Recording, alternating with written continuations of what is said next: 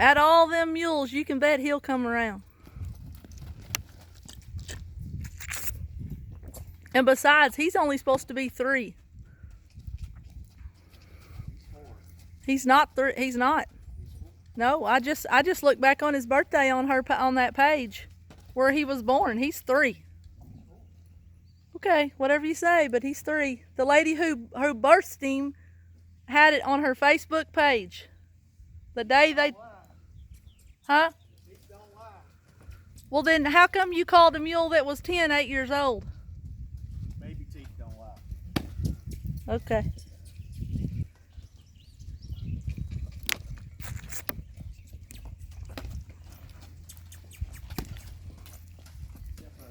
He was 14 months when we got him.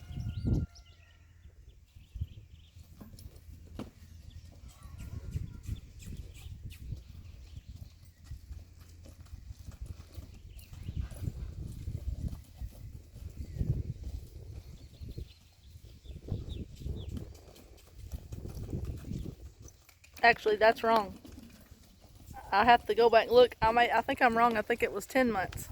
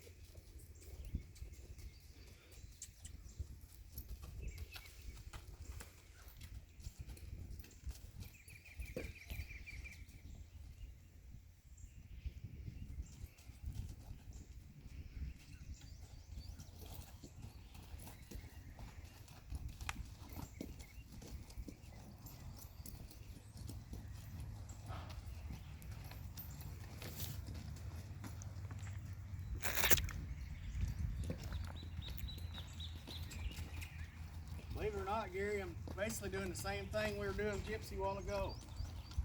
Trying to connect the rein to his feet. I want to be able to pick up here and lift that back inside hind foot.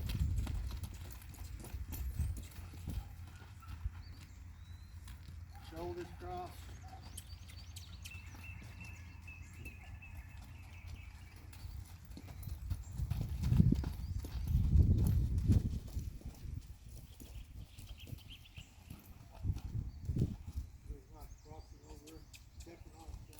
Exactly. Well, if I can get this hind foot crossing in front of the other hind foot, there, and there, there. He can't run away and he can't buck. So when I get on, that's the first movement I'm going to ask for is move his hind, disengage his hind end like that.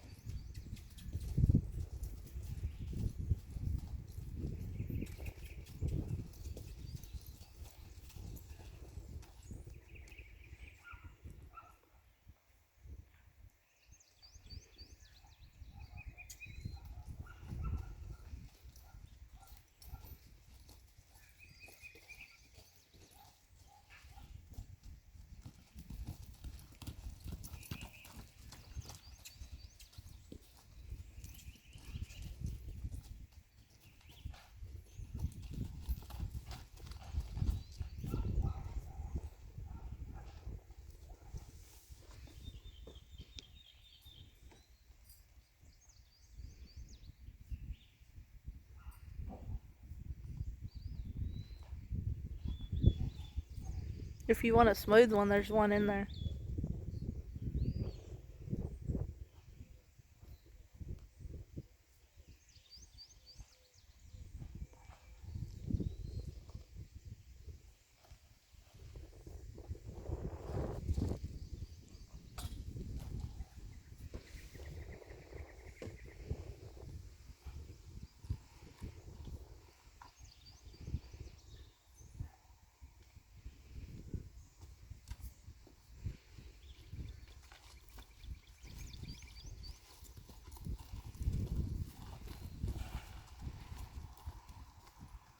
Now remember, his first ride was Justin, some yahoo getting on him, making him ride like he was supposed to be a lot broker than what he was. So remember that thinking.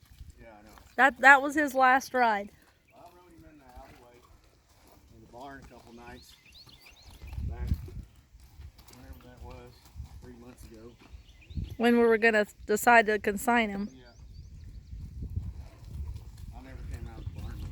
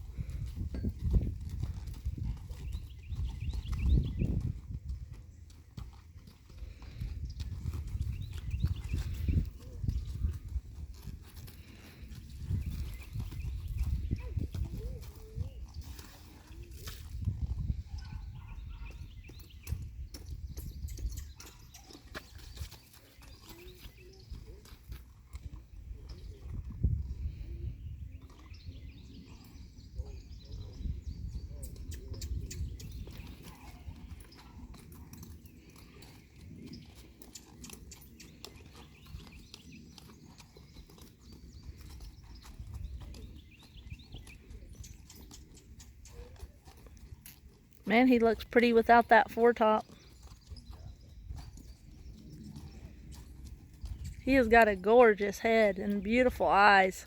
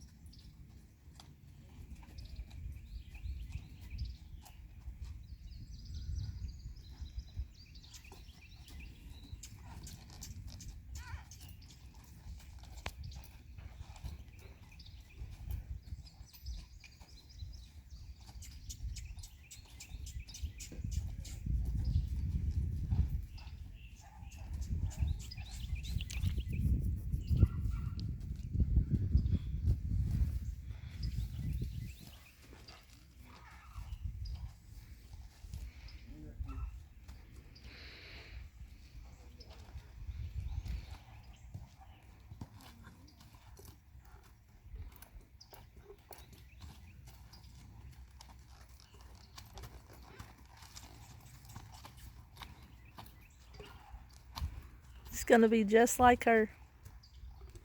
Soft, ain't he? He will be. Well, you gotta admit, for just what little of the round pen driving I did to him and then all this, he's softer than most of them are.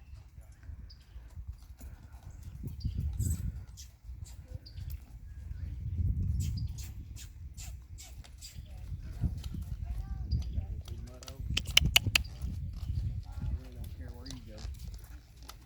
Right now.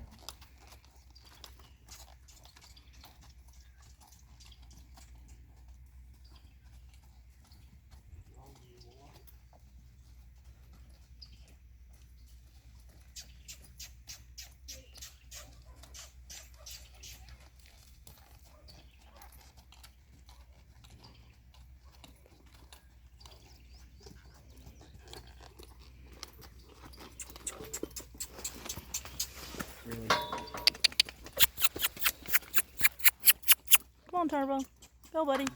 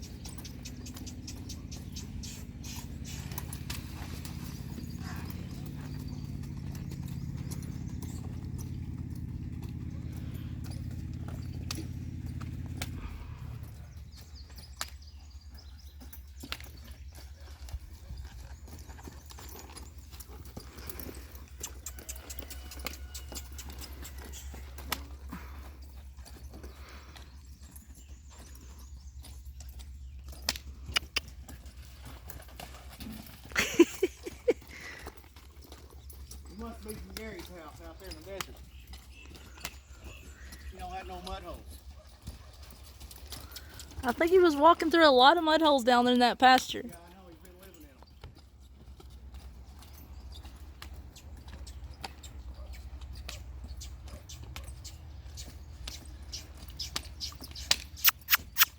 Come on, boy. Come on, Turbo.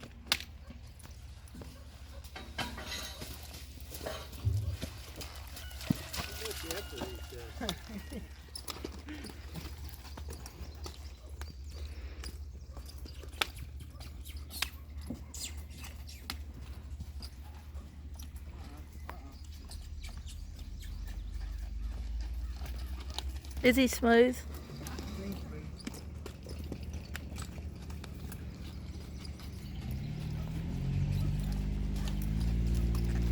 He looks like he could have. He looks like he could have a little gait. He might.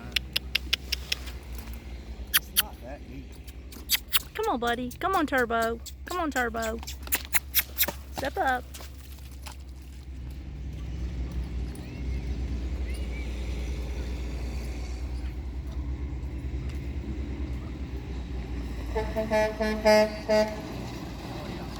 Yeah, honk a horn while he's on a horse. He's on a horse, you dumbass.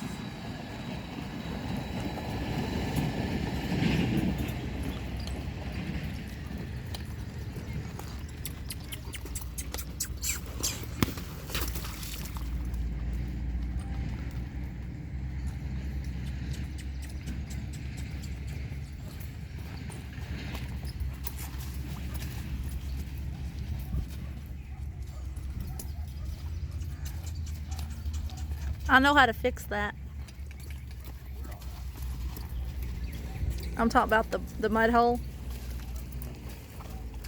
I was watching Dale while he was up there at the house, and he took a piece of cross tie and that one of them wire welded panels, and he just is pulling that around his round pen with the lawnmower, and damned if it didn't work. It drags all the water off.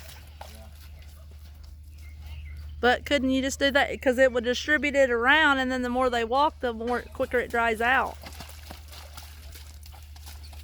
Because we could get a lot. We can't get that big mower, but we could get a smaller one through that gate. So, Tommy Ross was telling me. Oh, speaking of Tommy Ross, do you know how much I need to pay him? 4 meals, 400. 400? Okay. Or wait a minute, did I already send that? I might have sent that PayPal. Anyway, go ahead. He said that when he used to go to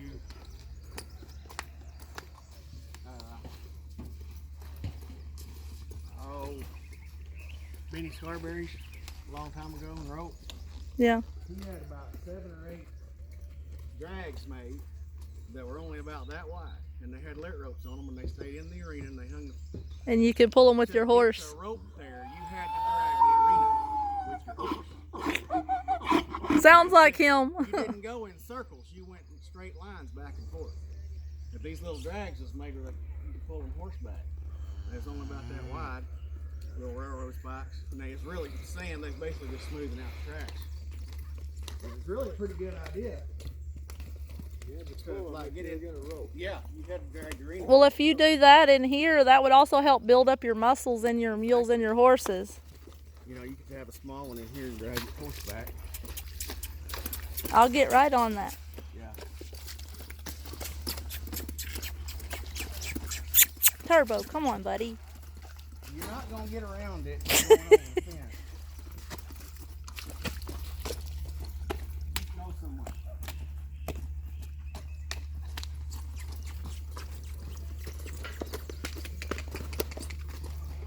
Well, I'll go cut the corner.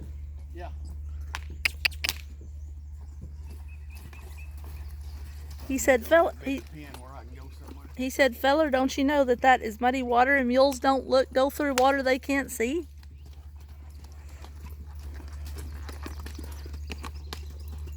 I could see one of them little talking faces on there. You're a mule trainer, don't you know we don't go through mud pools?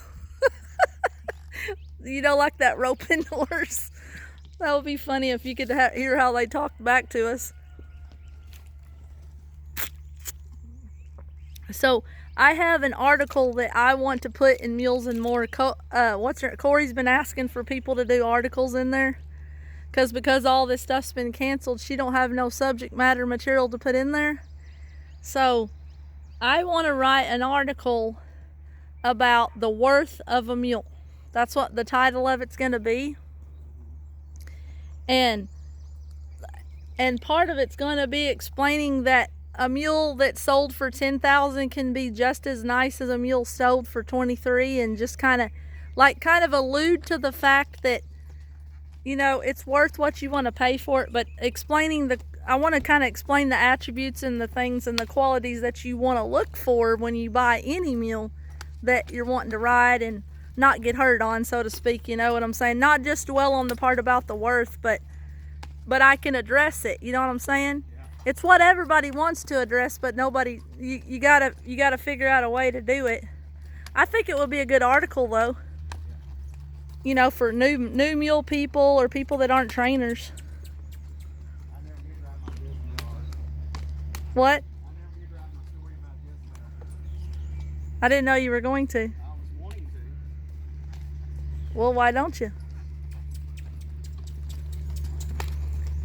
You could It'd do. be more like a buck if I wrote it all down. Well, you could. Hey, you could just do it and she might put you a little monthly deal in there. You could do it every month, like write a little